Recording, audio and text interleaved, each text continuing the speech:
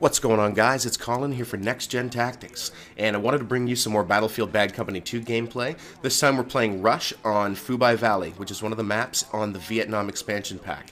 And I think I mentioned in a previous video that this expansion pack, the DLC, was an incredible add-on and a great value, and I had a lot of fun playing it, and I kind of still like to go back and forth between Vietnam and the original game. But the purpose of this video was to present to you a series that I had started on my channel that I wanted to bring over here to Next Gen Tactics, and I'd put out 3 episodes so far, but the series was entitled Battlefield Back to Basics.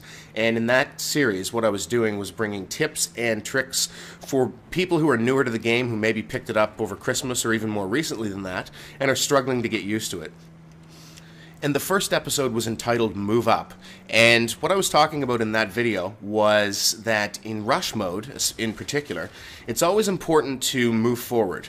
And I found that with a lot of the newer players playing right now, one of the issues plaguing the game is that on rush, people sit back.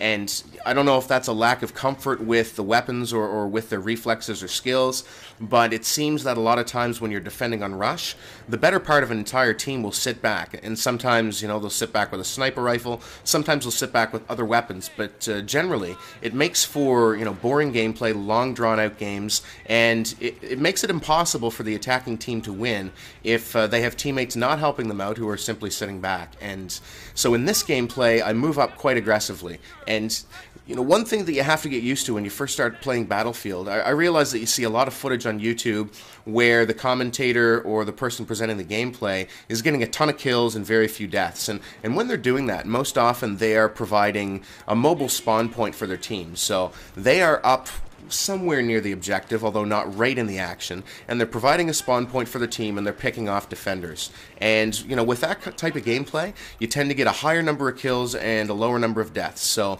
you know, the final score looks more impressive, but unfortunately, you know, everyone can't play that role. And so what I've found is that you have people who are near the objective sometimes. Maybe they moved up, maybe they haven't, but they're just sitting back shooting defenders. And, you know, what you have to realize is that the defense have an unlimited number of respawn tickets, so you can sit there and shoot them all day, but if somebody doesn't take the initiative to go arm the objective, then you're going to lose the game. And that's actually the topic of the second video that I put out, and that was playing the objective.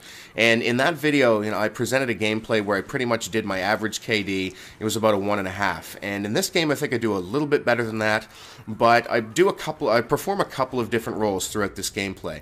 I'll push up and provide a forward spawn point for my teams. Occasionally I'll go in and arm an objective, and what I also do in a couple of situations is basically play an agitator role where I distract the defenders enough for my team to move up or to get one of the objectives. So, you know, this is kind of a mixed bag of gameplay, if you will, but I wanted to use this to introduce the first 2 videos that I had already done on this series before I continue on Next Gen Tactics, so that basically the content's in sync and we're not missing any information. And the question that I've probably seen most frequently since being introduced over on Next Gen Tactics is that players are struggling to do well starting out and, you know, don't know what kit they should select and that sort of thing. And actually, I just want to point out right here that I make a mistake, or there's a bit of a glitch in the game, and I attempt to respawn on a teammate, but it puts me all the way back at spawn, which is a position that you never want to be in if you can avoid it. If your team has moved forward, then you are able to spawn on one of them, and you can keep constant pressure on the defense. Now in this situation, you know, I just basically run back into the action, and it gives me a little bit more time to talk. But if you're new to the game and you're struggling, then what I would suggest is that you pick up the assault kit. The weapons are really good. They're very versatile, and you can find that you're doing well at a variety of different ranges with them. So in the Vietnam expansion pack, you can't go wrong using the AK-47. Now, some people have complained that this gun's a little bit overpowered, but in reality, in Vietnam, there's only 3 assault weapons available: the AK-47, the M16, and the M14. And the M14 I find quite difficult to use. In my hands, it's not a very good gun. The M16 is probably better at close range, but I find it more difficult to control and less versatile at all ranges, and then you have the AK. So, you know, there's not much variety, so you will see quite a bit of AK-47 gameplay from me, although I do like to mix it up and use the M16 when playing Vietnam. But, you know, you can't go wrong with the assault kit, the AK-47 on the Vietnam expansion pack, and actually right here I'm playing the agitator role. and go back to just talking about the kits for a minute. And in the vanilla game, if you want to call it that, the first unlock you have, or the default weapon you have, is the AEK 971, and that one is a little bit of a challenge to use, I won't lie, especially without magnum ammunition, which increases your bullet damage. But once you unlock the second gun, which is the XM8 prototype, in my opinion, that's the best assault rifle in the game all around. So, you know, if you stick with the assault kit and rank it up until you get that XM8 prototype unlocked, then I think you're going to enjoy your experience a whole lot more. But, you know, you want to be moving forward, and, you know, you want to be focused on the objectives and on winning. And if you're coming over from other first-person shooters, like Call of Duty, for example, I know that there's a high focus placed on kill-death ratio in that game. And in Battlefield, that's not really the case. Now, some people will dwell on their kill-death ratio, but if you're starting out, I'd recommend that you not do that.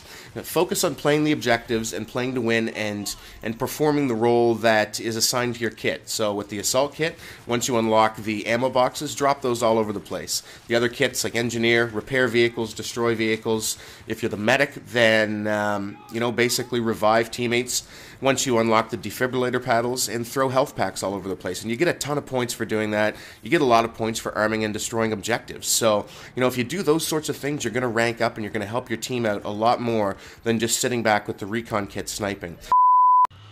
Well, okay, Colin, we're going to have to cut you off right there and go to a public service announcement around the proper use of the medic kit and possibly the recon kit as well.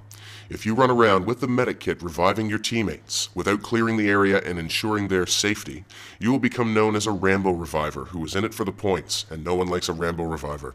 If you sit too far back with a 12-times scope on, maybe even a couple of bases back, shooting at defenders and not helping your team, you'll become known as a bushwookie, which is a species that really should become extinct on the battlefield. Anyway, I think we're going to need a couple of future videos addressing the proper use of these kits in our opinion. And now back to your regularly scheduled commentary. Okay, where were we? Yes, okay, let's get back into this. But that was some good advice. And I will put out a video dedicated to the recon kit because a lot of people have asked for it. But for now, you know, if you're new to the game, I really would recommend that you pick up the assault kit, maybe the medic kit, or, you know, the guns are great. You know, you can do well with the engineer kit as well, but, you know, if you're just struggling to get your gun skills up and get kills, then I would stick with assault for now. So I guess that's my advice to the newer players. Right here, you know, I've gone in and flanked, or dropped out of the helicopter and armed another objective. So some people will stay up and gun for too long in the chopper. I just cleared out enough enemies to make sure that I had a clear line of sight to parachute down and arm the objective, and that was the end of it. And, you know, I pick off a few more and then I get dropped. I get revived by a teammate, and coming up here is a pretty epic knife battle. I think that this defender takes a swing at me while I'm invincible, and then I'm able to just shank him in the neck. So it was kind of amusing. I was laughing when that happened. Actually, I think I was roaring when that happened, to be more accurate. So right there, though, you see I've played the objective, and now I'm going to push forward and play the cutoff man / agitator role a little bit more so that my team can move into position up the right-hand side so we can get the final objective. So as you can see, you know, I've done a number of different things in this game. I do die a number of times, so, you know, don't be afraid to die. In Battlefield, if you're playing aggressively and you're in and around the objectives, you're going to take deaths. And if you're not used to that sort of thing, well, get used to it in Battlefield, especially in Rush. And, you know, routinely when I'm playing on defense and I'm playing a role like destroying vehicles, I go negative all the time. Don't worry about it. Don't worry about your KD. The stat that I focus most on is my win-loss and how am I doing. And right now, you know, the agitator roles worked. My team's pushed up as you want them to do, and I'm able to hop in and arm the final objective. So anyway, guys, just to kind of summarize before I move on with a new video in this Back to Basics series, you know, push up, play the objective, don't worry too much about your KD, and if you don't put yourself in challenging situations, then you're not going to improve in those situations. So pick up the assault kit and get in the action. That's probably the best advice I can give to new players, but I'm going to continue on with this series, and we'll talk the very basics, you know, kit selections and that sort of thing, and I'll go through the ups and downs of the various different weapons that I like to use, specs that I like to run. So thumbs up the video if you want to see more of this Back to Basics. I felt that this was a pretty good game on my part, where I demonstrated my average playstyle. I do a lot of different things, play objectives, play the agitator role, and because of it, you know, I'm going to take some deaths, make some mistakes, but all in all, it turned out pretty well. Hope you enjoyed. Cheers, we'll talk soon. Hey guys, we're on Facebook. Check the description of this video for the link to our new Facebook application. Subscribe and get our latest video updates posted right on the wall on your own Facebook page.